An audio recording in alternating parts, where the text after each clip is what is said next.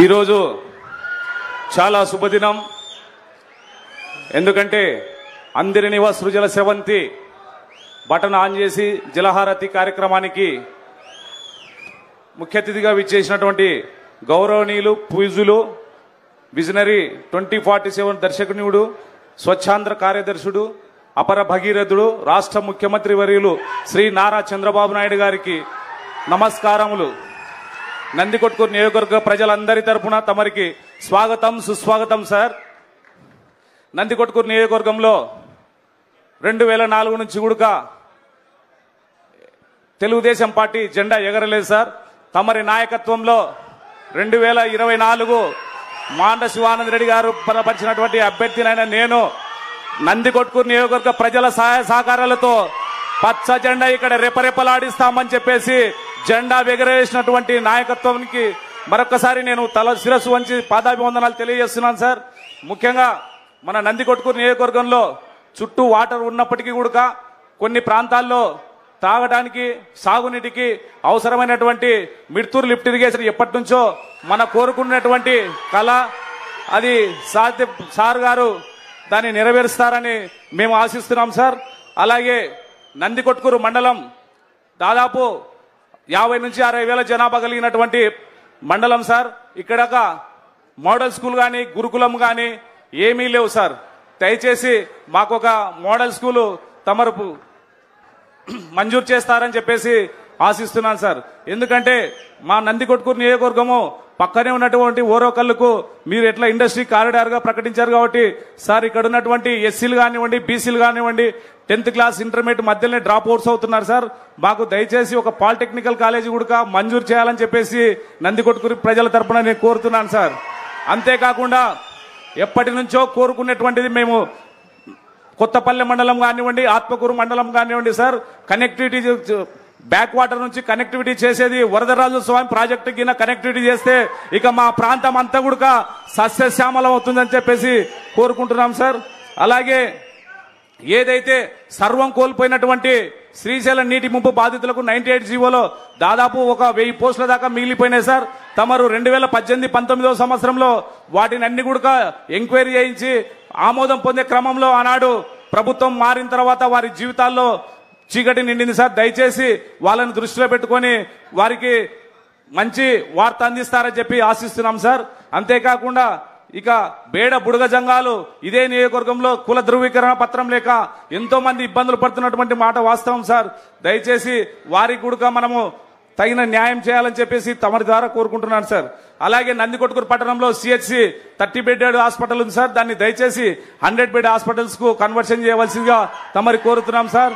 మీ ఆధ్వర్యంలో నందికొట్కూరు నియోజకవర్గంలో సార్ ఎప్పుడైనా సరే ఈ జూలై మాసంలో హెచ్ఎన్ఎస్ ద్వారా నీళ్లు ఇచ్చినటువంటి దాఖలాలు లేవు.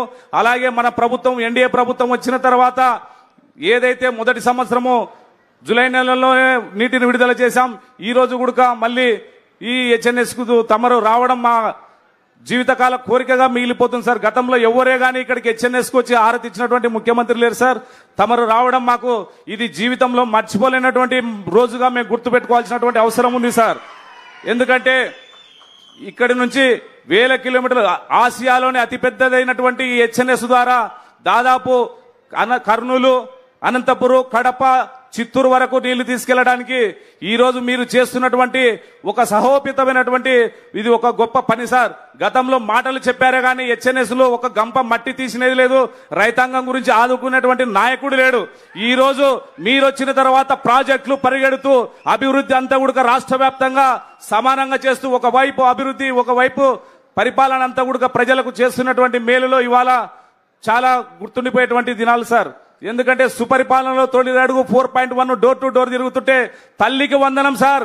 ఎంతమంది పిల్లలు పడిపోతే అంతమందికి పిల్లలకు డబ్బులు పడ్డాయని చెప్పేసి అందరు హర్షధ్వానాలతో మా గ్రామానికి వచ్చి తిరగండి, చంద్రబాబు నాయుడు గారు మాకు డబ్బులు వేశారని చెప్పి గర్వంగా అందరు చెప్తున్నారు సార్. ఇక మహిళలైతే 3 సిలిండర్లు కూడా మాకు బాబు గారు వచ్చిన తర్వాత మా అకౌంట్లలో డబ్బులు జమ అవుతున్నాయని చెప్పేసి ఎంతో గర్వంగా చెప్తున్నారు సార్. అవ్వాతాతలు ఏదైతే 3000 ఉన్నటువంటి పెన్షన్ 4000 చేసిన తర్వాత ఇవాళ రాష్ట్ర వ్యాప్తంగా కూడా ఒకటే అనుకుంటున్నారు సార్. ఆనాడు 200 ఉన్నటువంటి పెన్షన్ 2000 వరకు తెచ్చింది చంద్రబాబు నాయుడు గారు. మరి 2000 ఉన్నటువంటి పెన్షన్ 3000 చేయడానికి ఒక పెద్ద ఆయన వచ్చి మాటలు చెప్పి పోయాడు కానీ సంవత్సరానికి 250 పెంచాడు. కానీ ఈ రోజు ఎలక్షన్ వచ్చిన తర్వాత 2024 ఏప్రిల్ మాసం నుంచే 3000 ఉన్నటువంటి పెన్షన్ 4000 ఇవ్వడం జరిగింది అవతాతలకు. వికలాంగులకు వచ్చేసి 3000 ఉన్నటువంటి పెన్షన్ 6000కు చేయడం జరిగింది. ఒక వికలాంగుడు అన్నాడు, సార్ ఆ రోజు మాకు వికలాంగుల పెన్షన్ 500 ఉంటే 3000 చేసిపోయినది మహానుభావులు చంద్రబాబు నాయుడు సార్. మళ్ళీ ఆయన వచ్చిన తర్వాతనే మాకు 6000 పెన్షన్ పెరుగుతుంది. మేము తలెత్తుకొని మా ఇళ్లలో కూడా నా నెల నాడు జీతం వస్తుందని చెప్పేసి వికలాంగులంతా కూడా సంతోషాన్ని వ్యక్తం చేస్తున్నారు సార్. అంతేకాకుండా 100 బెడ్ డయాలసిస్ పేషెంట్లకు 10,000, 100 బెడ్ 100% ఇతను బెడ్కే పరిమితం ఉన్న వాళ్ళకు 15,000 రూపాయలు వస్తుందంటే బహుశా ప్రపంచంలో ఈ ఇంత పెన్షన్ ఇచ్చే కార్యక్రమం ఎక్కడ లేదు సార్. అది ఒక మీ నాయకత్వంలో మీ సుపరిపాలనలో ఉన్నటువంటి అంశం సార్. దయచేసి మేము అంతా కూడా గుర్తు పెట్టుకొని నందికొట్కూరు నియోజకవర్గంలో తెలుగుదేశం పార్టీ జెండా రేపరేపలాడేది ఒకటకు ప్రతి కార్యకర్త అందరూ కూడా ఇవాళ చేస్తున్నాం సార్.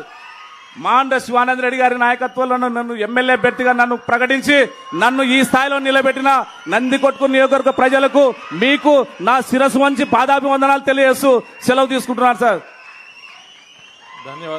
ధన్యవాదాలు సార్. మరి తదుపరి ఈ కార్యక్రమాన్ని ఉద్దేశించి నంద్యాల గౌరవ పార్లమెంట్ సభ్యురాలు వారిని మాట్లాడవలసిందిగా కోరుతున్నాం.